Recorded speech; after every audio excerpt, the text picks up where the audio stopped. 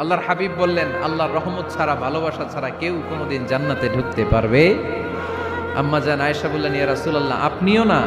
আল্লাহর হাবিব বললেন, না, আমিও না, তবে আল্লাহর রহমত আর দয়া সেদিন আমাকে ঘিরে রাখবে। মান নুকিশা উযিবা, যার হিসাব আল্লাহ সেদিন চাইবেন সে ধরা খেয়ে যাবে।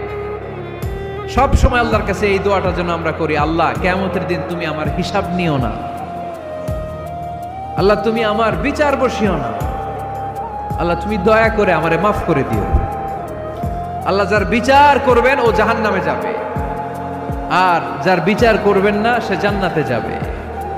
আল্লাহ যদি বিচার করে আর পাই টু পাই হিসাব নেয়, নামাজ পড়লি না কেন, রোজা রাখলি না কেন, মিথ্যা বললি কেন, খাদ্যে ভেজাল দিলি কেন, মাছে ফরমালিন দিলি কেন, যৌতুক খাইলি কেন, ঘুষ খাইলি কেন, উল্টাপাল্টা করলি কেন, জিনা করলি কেন, একটার পর একটা প্রশ্ন বানে যদি সেই ভয়ঙ্কর দিনে আল্লাহ আমাদেরকে জর্জরিত করে, আমাদের কোনো উত্তর আছে?